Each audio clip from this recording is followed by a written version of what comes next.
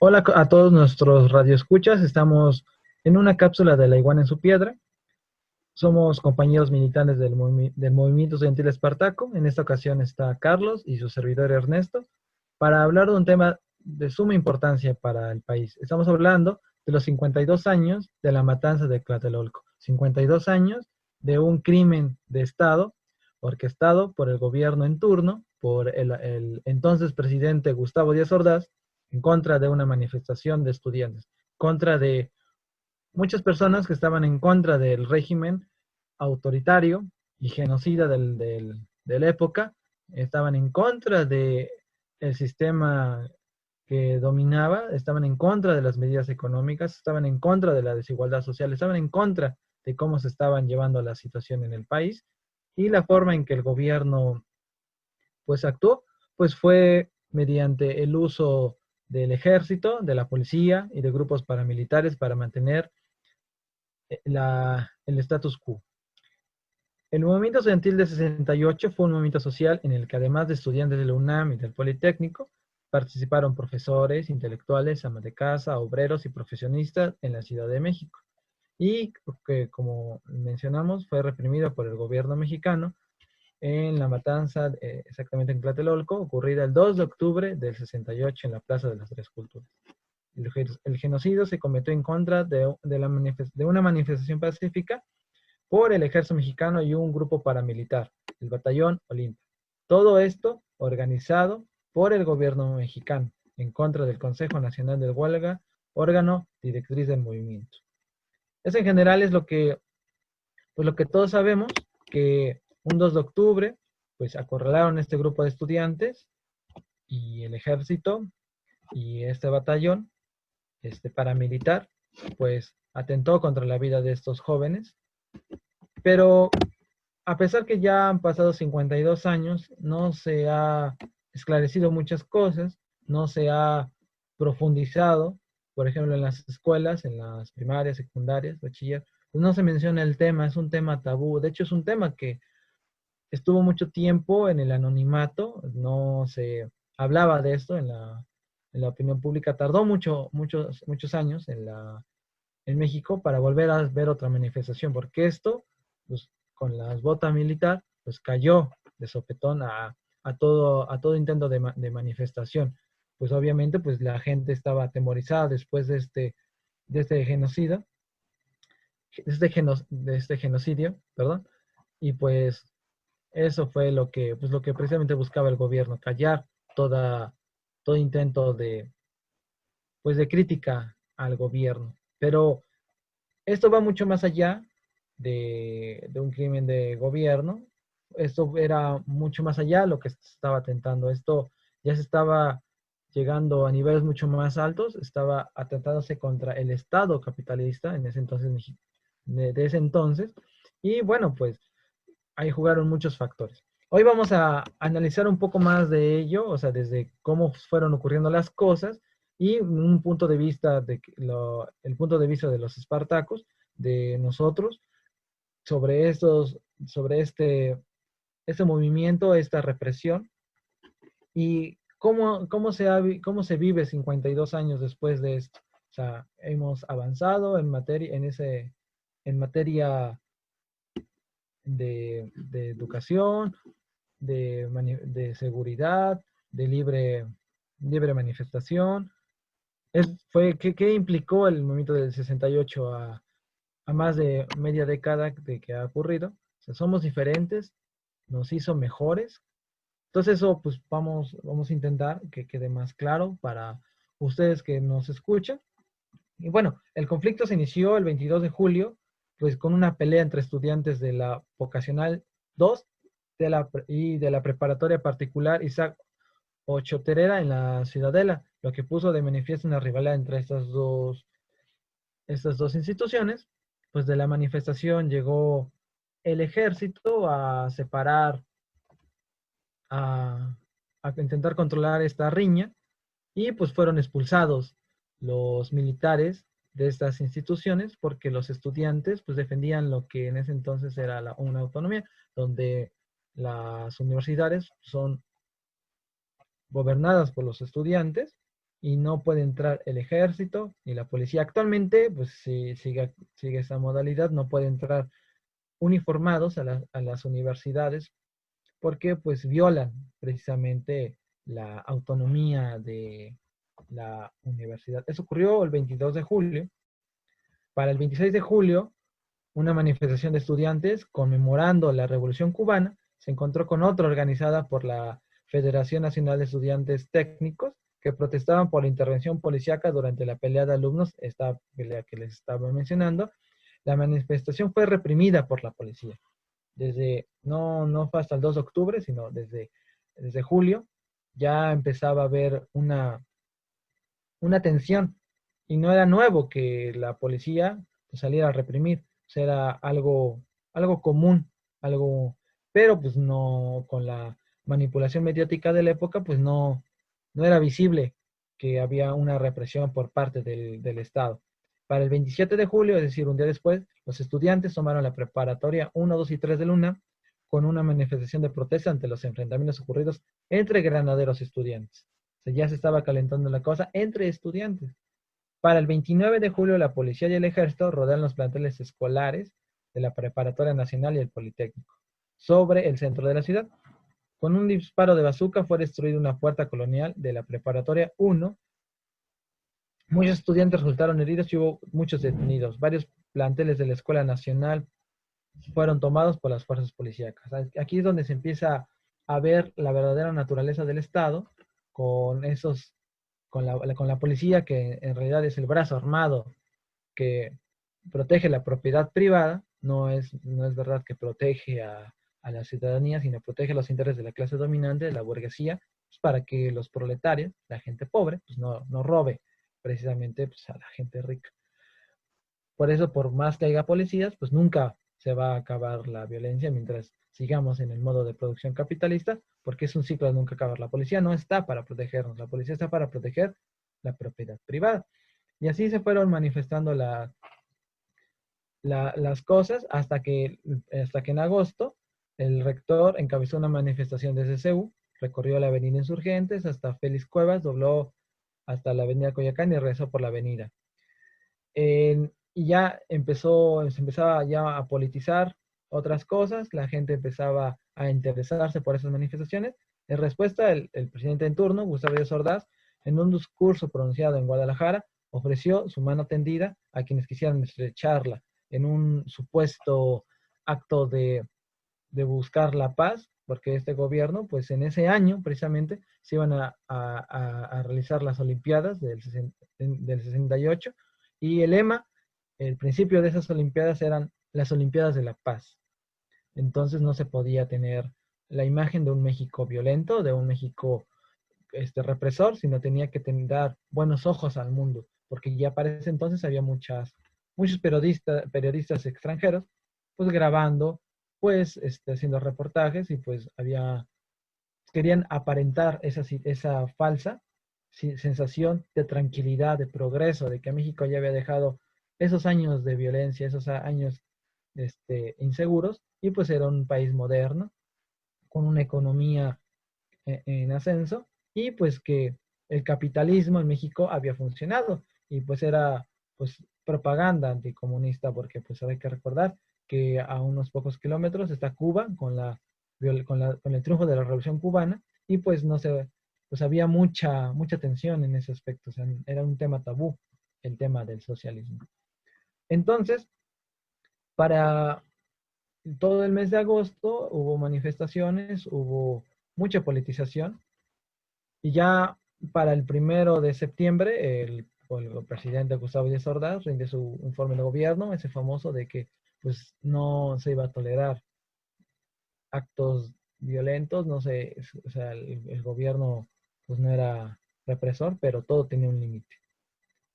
Ya para el 7 de septiembre se celebra otro mitin en Tlatelolco. Para el 9 de septiembre se hacen públicas demandas de los estudiantes. Y así, todo septiembre hay una serie de hechos. Por ejemplo, el 13 de septiembre hubo la famosa Marcha del Silencio, una manifestación de más de 1/4 de millón de personas, donde todos iban en silencio para evitar que la policía pudiera poner un pretexto para provocar a los policías para que hubiera un pretexto para que los policías pudieran reprimir.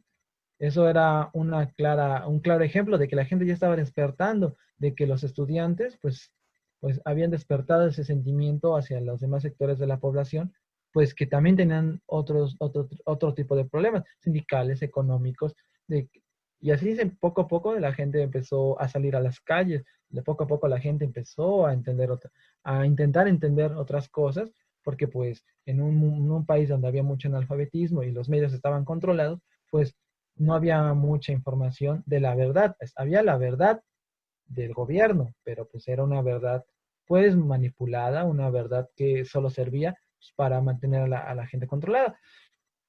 Y así ocurrió toda esta serie de movilizaciones en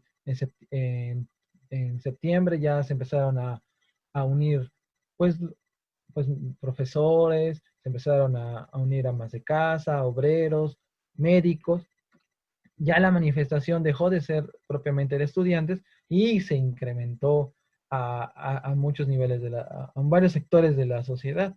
Y, y pues hizo evidente pues que el sistema donde se vivía, económico y social, pues no funcionaba, porque pues se hacía más, se ponía en evidencia las contradicciones del sistema capitalista, donde por una parte había gente muy rica, que era dueño de los medios de producción o era afín, y pues había gente pobre, o sea, ¿cómo era posible que en un país donde había mucha gente con altos ingresos, que había gente que vivía bien, mientras que había gente que vivía en la calle, que se moría de hambre? Todas estas cosas empezaron a politizar, o sea, es decir, esa riña que se da, cómo es que poco a poco se va haciendo una bola de nieve y la gente empieza a salir, la gente empieza a despertar. No es que no hubiera problema, sino que no había organización, no había alguien que dijera, pues hay que salir, hay que protestar. Y esto dio chance. Para octubre se reanudaron las labores de administración y investigación en UNAM, porque se habían suspendido debido a todos estos actos, estas manifestaciones, y ya se estaban preparando cosas más grandes para todo octubre, o sea, ya se estaba preparando más gente manifestando, la gente salía a repartir volantes, la gente salía a platicar con sus vecinos, había un trabajo de organización, pero ya para la tarde del 2 de octubre del 68, miles de estudiantes salieron a las calles a protestar nuevamente contra el autoritarismo gubernamental que se hacía presente en persecuciones, secuestros, torturas y asesinatos contra quienes mostraban públicamente su rechazo. O sea, ya había evidencia de que que la policía iba directamente contra personas en específico y se los llevaba y nunca regresaban. O sea, es decir, había desapariciones forzadas. La Secretaría de Gobernación, encabezada por Luis Echeverría, quien después sería presidente de la República, respondió enviando al ejército y toda su estructura policíaca para poner fin a este conflicto que se prolongó demasiado.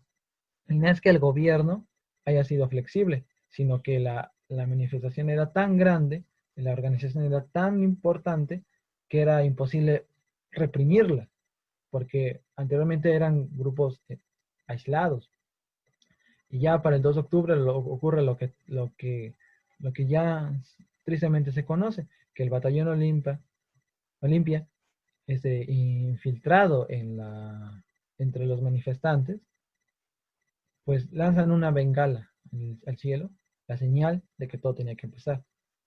Este grupo paramilitar, financiado por el gobierno y muy posiblemente entrenado por Estados Unidos, pues empieza a disparar, empieza a reprimir y el ejército acorrala a los estudiantes. Y eso pues es en concreto pues lo que pasó.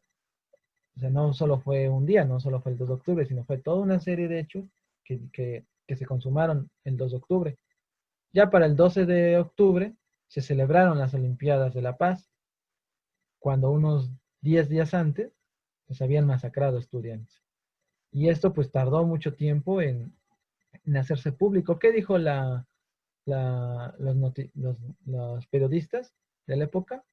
Pues la frase célebre de ese pues representante del Estado. Fue un día soleado.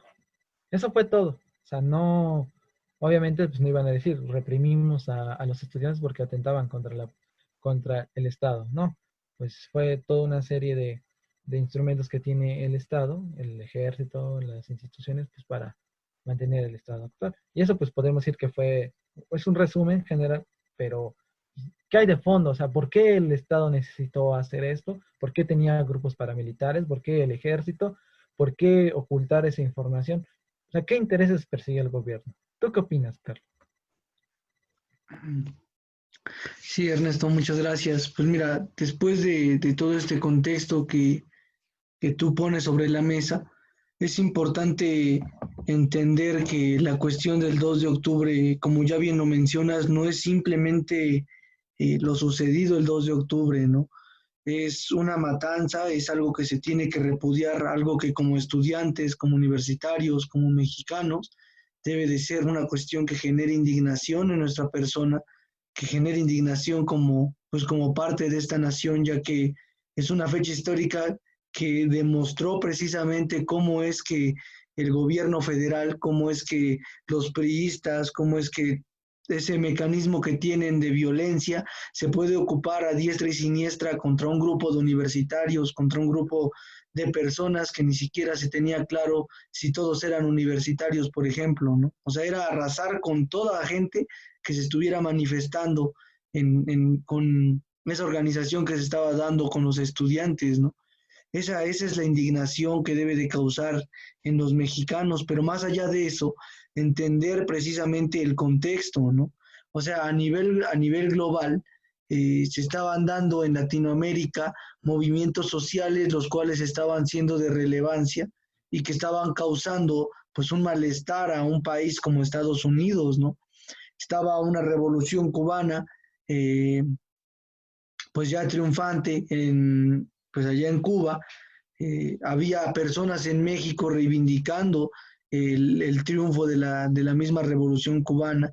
Los estudiantes se organizaban meses antes de octubre para poder hacer comités y meetings para precisamente comenzar a problematizar algo dentro de las universidades, que es la cuestión de la autonomía. Actualmente hay un problema, Obrador lo ha planteado constantemente en sus mañaneras, referente a esa cuestión de la propia autonomía, ¿no? En estos momentos, para universidades como la UNAM, para universidades como la UAP, han servido como, la autonomía ha servido como un escudo legal que han puesto los rectores corruptos para no permitir que se esclarezca cómo se están ocupando los recursos dentro de la universidad. Entonces, ellos ocupan la autonomía precisamente como eso, como un escudo legal para respaldarse y para seguir dentro de las universidades haciendo de ellas paraísos fiscales donde pueden o bien ocuparlas para ascender económicamente o utilizarlas como un trampolín político y pues subir en otra rama, ¿no? Dejar de ser rectores para estar en otra contienda política, ¿no? Que pueda dejarles más dinero. Precisamente eso es lo que ellos quieren reflejar como autonomía y de esa manera le están ocupando, ¿no? En 1968 es lo que se cuestiona. Somos una universidad autónoma, pero autónoma ¿en qué términos? ¿En qué términos? Porque se impone a un rector desde el partido dominante, que claramente era el PRI, entonces se impone un rector, se imponen a los órganos estudiantiles que se van dando dentro de la propia universidad y el estudiante ¿dónde queda? ¿Cuál es esa autonomía si el estudiante, que es quien ocupa las instalaciones universitarias, que es quien le da vida a la universidad, no toma decisiones dentro de ella? ¿Qué autonomía es esa? Lo comienzan a cuestionar y llegan a una cuestión bien importante. La autonomía reside en toda la organización estudiantil. La autonomía reside en la decisión que toman los universitarios. Es precisamente de ellos, de nosotros, que depende cuál es el rumbo que van a tomar las universidades. Que autonomía no es simplemente esa palabra que engalana las universidades en México, ¿no? Que tiene un significado y es un significado político. Y eso es lo que los estudiantes en 1968 cuestionan. Sí es cierto que había que defender precisamente que no debía de haber injerencia del gobierno y que no era una injerencia a lo burdo, era una injerencia en términos políticos, no tenía por qué haber una imposición de los órganos que gobernaban la universidad y que siguen gobernando la universidad. No podía haber esa imposición y claramente no tenía por qué entrar un aparato como lo es el ejército, no tenía por qué entrar la Policía Federal a la universidad, porque la universidad se rige por los estudiantes, pero los trataban como criminales, los trataban como pues gente que podía causar el gran daño dentro del país. Y claro que estaban causando un problema en términos de los intereses que defendía el gobierno federal, ya que no estaban planteando una cuestión más allá de defender la autonomía universitaria, pero eso ya implicaba muchísimo, porque se estaba gestando un movimiento, se estaba gestando una organización que estaba dando pie precisamente a reclamar el derecho a la libre expresión. Y eso era algo que ya de sí causaba un gran problema a un gobierno autoritario como es el que tenía Díaz Ordaz, ¿no? Como el que encabezaba Díaz Ordaz. Se tenía que recurrir para poder organizarse políticamente a hacer pues boteos o repartir propaganda de manera rápida en el Zócalo. Los estudiantes generaban, hacían propaganda dentro de la universidad, la escondían en sus mochilas y las repartían en el Zócalo. No podían tardar más de 20, 15 minutos y después de repartirlo tenían que salir corriendo del Zócalo, escapando para que la Policía Federal no llegara a reprimir lo que ellos estaban haciendo. Así tenía que ser la manifestación y ese fue el trabajo que tuvieron que estar haciendo constantemente los universitarios para informar a la gente de lo que estaba pasando y de las ideas que se estaban planteando dentro de la universidad. Claro que termina cuestionando a más movimientos que se estaban dando dentro del país, un movimiento estudiantil como el de 1968. Las demandas podían ser pues muy amplias, los trabajadores ferrocarrileros por un lado, que estaban precisamente demandando una mejora en las condiciones laborales en las cuales ellos estaban pasando, a su vez estaban denunciando un intento el intento de privatización o el proceso de privatización que llevaba ya los ferrocarriles mexicanos, el sector salud denunciando las condiciones pues en las que se encontraba precisamente los hospitales y todo lo que brindaba el sector salud en 1968, denunciando las condiciones laborales.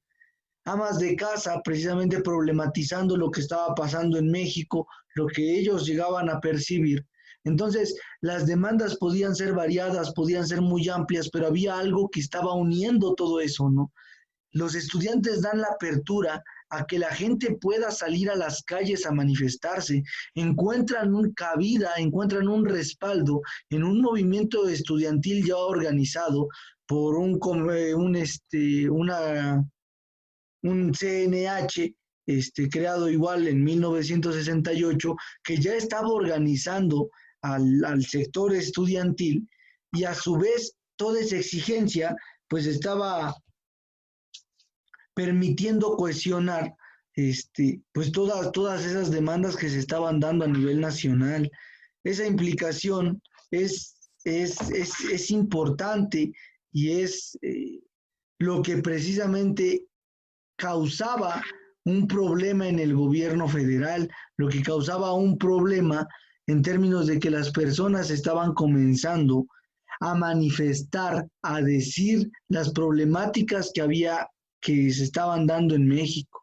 Ahora, estábamos en el panorama que Ernesto ya plantea hace unos minutos, están cercanas las Olimpiadas en el país, de las Olimpiadas de la Paz. Había que engalanar el nombre de la paz y la paloma blanca que exponen en 1968, ¿no? El 12 de octubre una paloma blanca y palomas en el cielo, ¿no? Demostrando cuán pacífico era el país cuando 10 días antes se había dado el peor masacre hacia estudiantes, que se había reprimido una organización de mexicanos que se estaba aplastando con toda la presión de un ejército a un movimiento que estaba cuestionando demandas, que estaba dando pie a la libre expresión en México. Entonces, eso es importante remarcarlo porque se pensará que 1968 queda como la escena trágica de estudiantes asesinados, pero no es cierto. No queda simplemente ahí. Ya hay toda una lucha que están respaldando los estudiantes. Se comienza a cuestionar la autonomía universitaria y los estudiantes, ya no solo de la UNAM, sino de otras universidades, comienzan a cuestionar qué es lo que era la autonomía, cómo se estaba dando en sus universidades y de qué manera se debía gestar, tomando como base la decisión del estudiante. 1971 es precisamente otro ejemplo de la violencia que ejerce el Estado para reprimir, pero claro que también es un ejemplo de cómo 1968, cómo el movimiento estudiantil del 68 comienza a sedimentar esa base que permite que los estudiantes se comiencen a cuestionar otras cosas, que los estudiantes comiencen a problematizar lo que estaba pasando a nivel nacional y estén planteándose cosas distintas, que se pueda dar la libre expresión, que se puedan comentar las ideas que se dan dentro de la universidad, y es que eso pues ya era peligrosísimo para un gobierno autoritario que no permitía que otras ideas más que las suyas fueran las que permearan, y si las suyas permeaban, pero a base pues de la violencia, ¿no? Su argumento principal eran las balas y las armas en las calles, ¿no? Entonces, precisamente esa es la trascendencia que tiene 1968, Ernesto.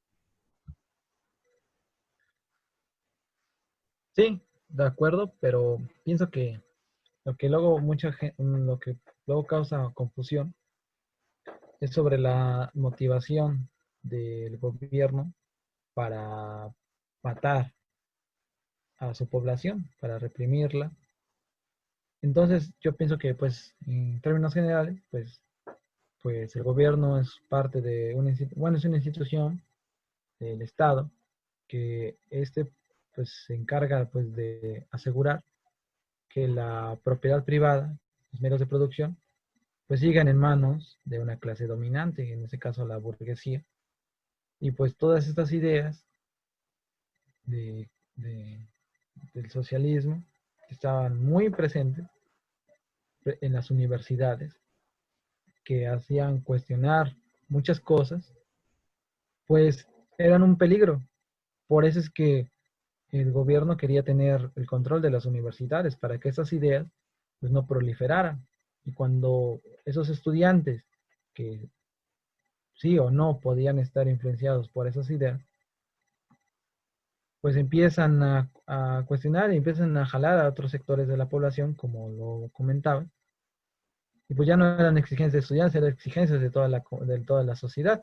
Y pues sí, precisamente, pues sí, ya, si no se le hacía algo a esas manifestaciones, pues iban a tarde o temprano, pues a plantearse otras cosas. Y pues sí, el Estado, pues necesita tener ciertos organismos para perpetuarse, en este caso el ejército, pues, para tener el control, la policía y esos grupos paramilitares. Precisamente, pues, porque había muchos intereses económicos, no solamente de mexicanos, sino de extranjeros, principalmente de Estados Unidos, que pues se iban a ver atentados. Y pues por eso es que se tuvo que recurrir a una medida tan extrema como meter al ejército. Y pues entran todas estas otras instituciones como la prensa, pues, para simplemente pues caer en el olvido. Y pues precisamente nosotros como estudiantes, pues somos, bueno, como estudiantes de universidades públicas, nos debemos a este tipo de organizaciones, a este tipo de manifestaciones, porque precisamente la autonomía y la universidad pública, pues no es un regalo, no es algo que no haya surgido de la nada, sino es un producto de luchas sociales. Y pues como nosotros como universitarios, pues sí nos debemos a ellos. Y pues una forma de reivindicar su lucha pues es recordando, no olvidándolos, porque el día que olvidemos el 2 de octubre, pues ese día, pues realmente van a morir esas personas que sufrieron esta masacre del 2 de octubre. Y el movimiento del 68 es una de tantas matanzas que el gobierno ha hecho. Solo que esta, digamos, es pues más conocida, pues porque pues, ha habido mucha gente que ha trabajado para que esto no se olvide, pues, muchos escritores, muchos cineastas, muchos intelectuales, mucha gente, muchos obreros, o sea, mucha gente pues que ha insistido para que esto no se olvide, porque incluso pues ha llegado al punto que pues mucha gente no lo conoce, mucha gente no sabe en términos generales qué pasó. Y pues eso es trabajo del gobierno, pues para mantenernos oculta esta información. Entonces yo pienso que en términos generales, pues sí hay que entender eso, que pues, el movimiento del 68 pues es una respuesta de la población y la masacre pues la respuesta pues, del Estado y que es una lucha entre uno y otro. O sea, Claro, no entre el gobierno y los estudiantes, sino una lucha entre pues, dos clases sociales, está la burguesía que tengo de los medios y el proletariado. Y bueno, los estudiantes no son proletarios como tal, pero pues sí son hijos, muchos eran hijos de obreros, y pues sí se veía esa diferencia, y pues había mucha información, había como una esperanza de un México mejor, porque pues había pues mm, esa influencia de cubana, esa influencia soviética. Y pues sí, y pues es una muestra pues, de que hay un grupo muy pequeño que va a mantener, que con interés, que va a mantener, que va a tratar de mantener esos intereses que tiene a costa de todo. Y bueno, pues actualmente pues ya se tiene un gobierno pues democrático, producto de igual de una lucha social por muchos años, y que bueno, pues ha reconocido estos hechos y que pues estamos seguros de que pues no va a haber una masacre en su gobierno y que pues es el momento oportuno pues para salir y decir lo que pensamos, salir a manifestarnos, salir a decir lo que pensamos, y es muy importante pues considerar que la libertad de expresión es algo muy importante y que la libertad de los estudiantes para poder estudiar es no solamente una, un derecho, sino una obligación que nosotros tenemos porque tenemos acceso a una educación, y que bueno, pues nos debemos a esas luchas. Claro, también nos debemos a los obreros que son a los trabajadores, quienes nos pagan la educación.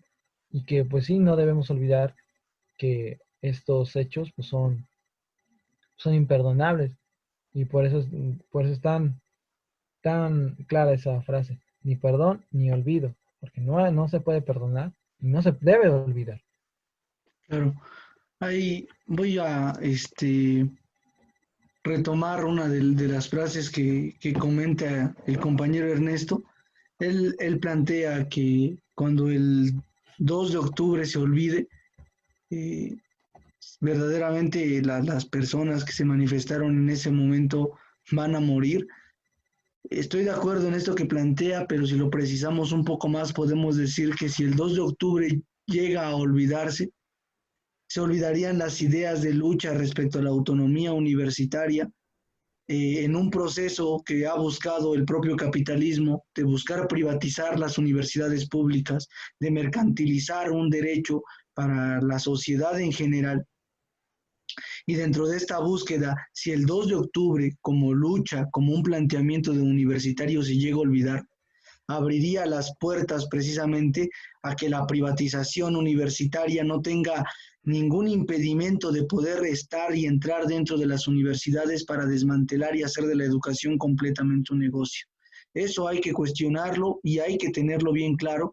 El 2 de octubre es una base, como yo lo había comentado, de esta lucha, ¿no? De no permitir la privatización universitaria, de respaldar y de precisamente dar seguimiento a que quien toma las decisiones de la universidad son los estudiantes. Es la gente que estudia ahí, la gente que conforma el cuerpo universitario, quienes hacen la universidad. Y es precisamente esa cuestión de que la autonomía pues reside en los estudiantes porque somos quienes ahí nos estamos formando, ¿no? Entonces, eso es importante reiterarlo. De igual manera, comentar que Claro que había una influencia en México, se hacían, eso sí hay que reiterarlo, se hacían manifestaciones en el aniversario del triunfo de la Revolución Cubana, por ejemplo.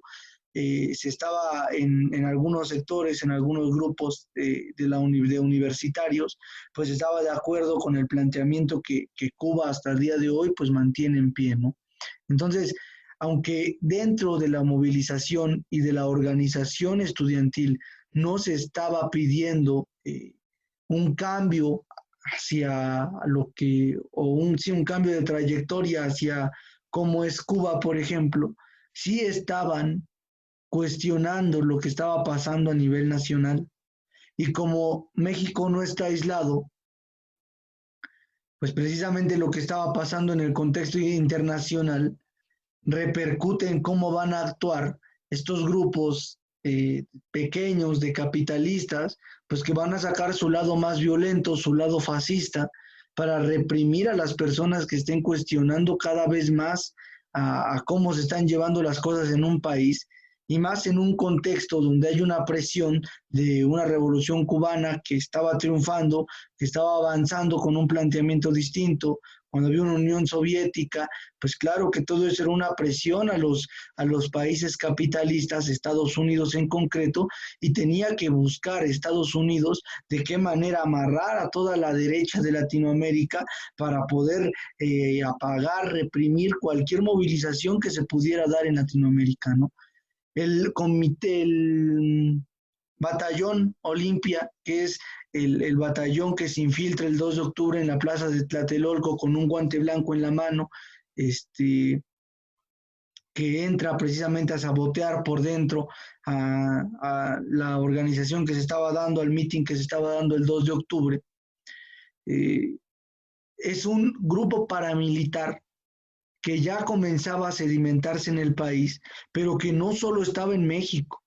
En Chile también había grupos paramilitares, en Argentina también había grupos paramilitares. ¿Qué son estos grupos paramilitares? Pues bueno, personas que tienen una formación similar a la del ejército, que tienen una fuerza similar a la de un ejército, una organización por dentro similar a la del ejército, solo que no tienen una limitante legal como la tiene el ejército para actuar pues en las condiciones que se presenten. Bien, los paramilitares no están registrados dentro del país, no están registrados, no están en la Constitución. Entonces, ellos pueden actuar a diestra y siniestra con la formación que tienen para poder reprimir. Hacen el trabajo sucio del ejército, ¿no? Esos son los grupos paramilitares. Y en Chile estuvieron presentes y siguieron presentes en el golpe de Estado que se le dio a Salvador Allende, ¿no? Ese es el papel de esos grupos paramilitares, y así Estados Unidos fue armando precisamente que esos grupos de derecha se hicieran cada vez más fuertes, tomaran mucha más fuerza, tomaran mucho más peso político, mediático en los países para poder precisamente responder a la organización que se estaba dando en México y en otros territorios latinoamericanos, ¿no? Entonces, no es ninguna coincidencia que Díaz Ordaz, desde que entra a la presidencia de la República, recibe algo similar a un salario por parte de la CIA. Eso está comprobado y está documentado, ¿no? Entonces, precisamente es que él, como un político de derecha, como un político que trabaja en favor de los intereses capitalistas, pues precisamente va a trabajar de la mano con Estados Unidos para que no se estén gestando movilizaciones como la del 68.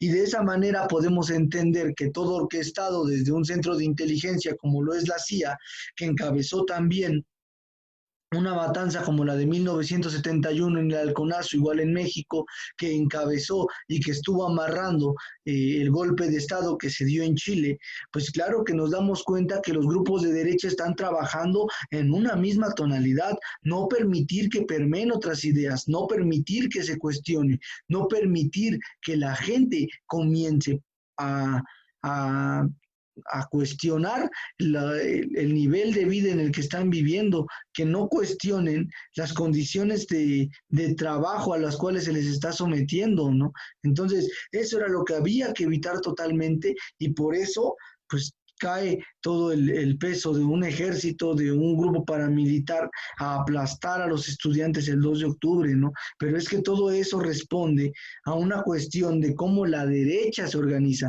y de cómo el grupo capitalista va a defender la clase social capitalista va a defender sus intereses no solo de una manera amable o amigable, ¿no? O moviéndose con las leyes, sino más bien que cuando es necesario van a sacar su lado fascista, van a sacar su lado violento para poder reprimir a las organizaciones que se están dando. Eso es un hecho y hay que tenerlo pues bien claro porque fue lo que sucedió a nivel nacional. Entonces, pues bueno, actualmente López Obrador está haciendo un planteamiento político distinto al que, claro, muy distinto al que se vivió en los sexenios priistas y lo ha estado comentando pues en estos últimos 2 años. Hay una libertad para expresarse. Actualmente se le da un respaldo a los manifestantes. Incluso imagínense a un grupo tan reaccionario, tan conservador como lo es Frena, está respaldado. Obrador dijo en una de las mañaneras, hay que cuidar a esa gente, a esos manifestantes, hay que darles pie a la libre expresión. No es lo mismo manifestarse en tiempos de la Cuarta Transformación a manifestarse en tiempos del prismo, ¿no? Eso hay que tenerlo claro y pues también tener en mente que esto, Ernesto, pues es un gran paso respecto a lo que planteaban los estudiantes de 1968. La libre expresión y la lucha en las universidades, pues esa depende de los universitarios, ¿no?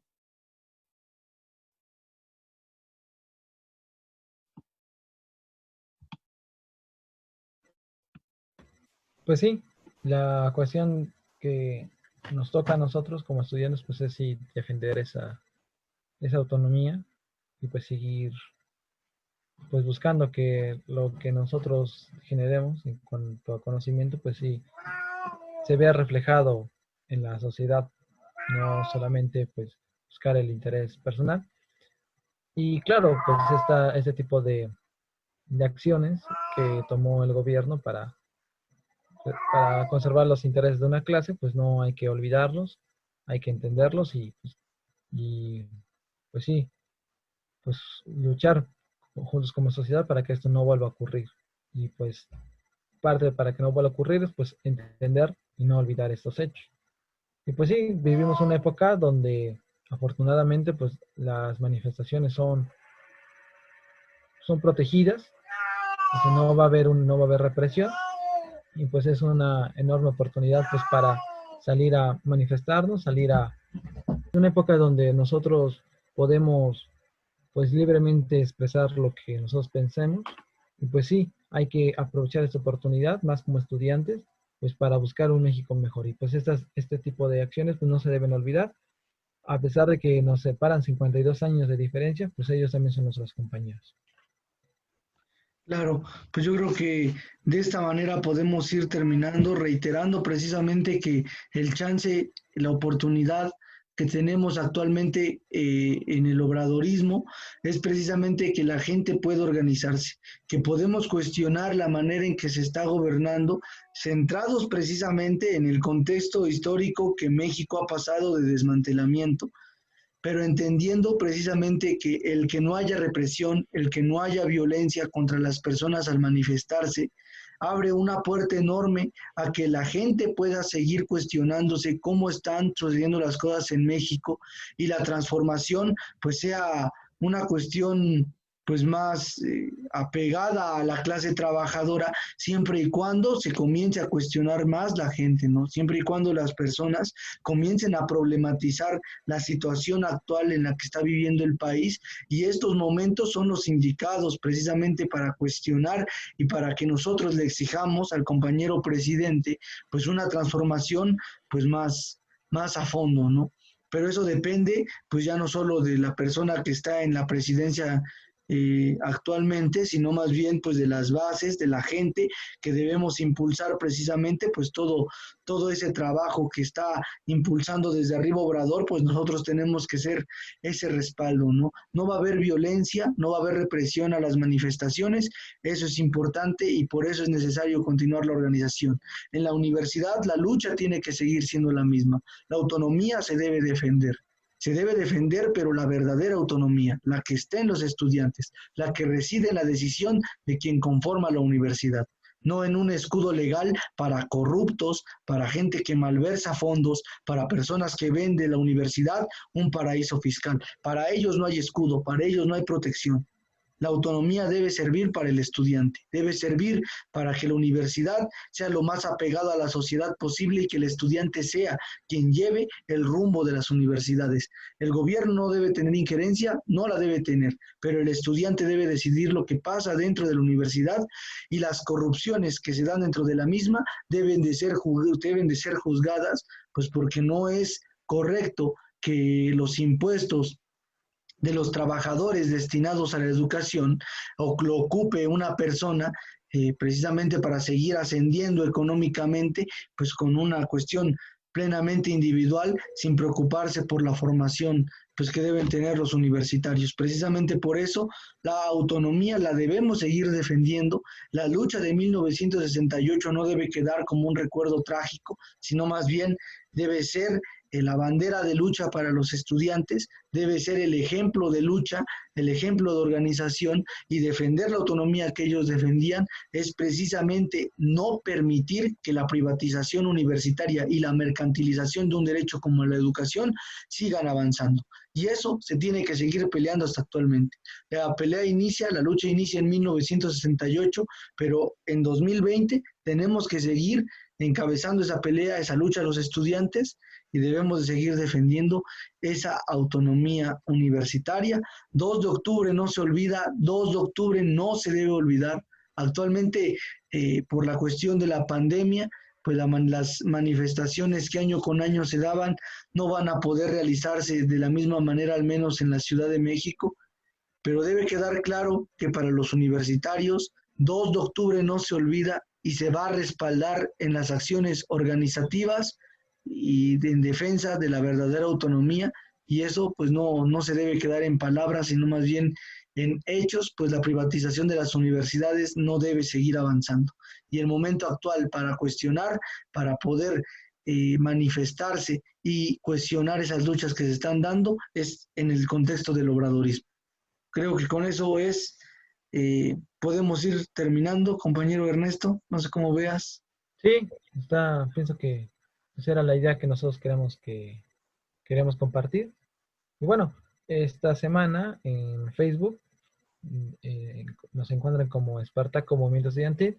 Hemos compartido películas, canciones, fotos, documentales, escritos, poemas que nosotros queremos pues, que ustedes nos lean, nos escuchen, porque pues esta semana pues es muy importante para todo lo que mencionamos.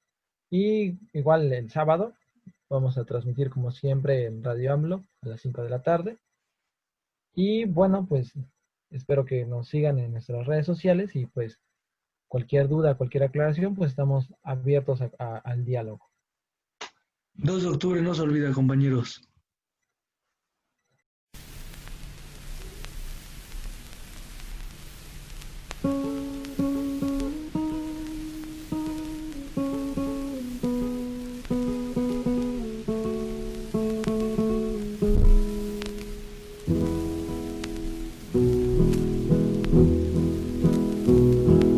El 2 de octubre llegamos todos pacíficamente a un mitin en Tlatelolco, 15,000 en la corriente. Año del 68, qué pena me da acordarme, la plaza estaba repleta como a las 6 de la tarde, grupos de obreros llegaron y el magisterio consciente, los estudiantes lograron un hermoso contingente. De pronto rayan el cielo 4 luces de bengala y aparecen muchos hombres, guante blanco y mala cara. Zumban las balas mortales, rápido el pánico crece. Busco refugio y la tropa en todas partes aparece. Alzo los ojos al cielo y un helicóptero miro. Luego sobre Tlatelolco llueve el fuego muy tupido.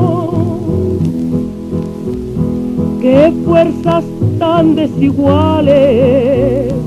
Hartos tanques y fusiles, armados los militares, desarmados los civiles.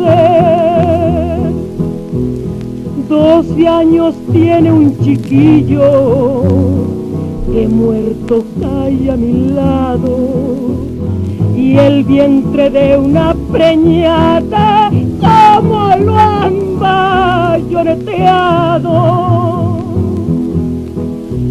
Y Elena Oriana Falachi, voz de la prensa extranjera, ya conoció la cultura del gobierno de esta tierra. Ya vio que vamos unidos, estudiantes con el pueblo, contra un sistema corrupto y la falacia de un gobierno. Recordará a los muchachos contra la pared sus caras, las manos sobre la nuca y su derecho entre las balas. Jóvenes, manos en alto, con la B de la victoria. B de Vallejo me dicen los de la preparatoria. Tiras de muertos y heridos, solo por una protesta. El pueblo llora su angustia y el gobierno tiene fiesta. Qué cruenta fue la matanza, hasta de bellas criaturas. Cómo te escurre la sangre, plaza de las 3 culturas. Y porque en esto murieron mujeres y hombres del pueblo, el presidente le aumenta al ejército su sueldo.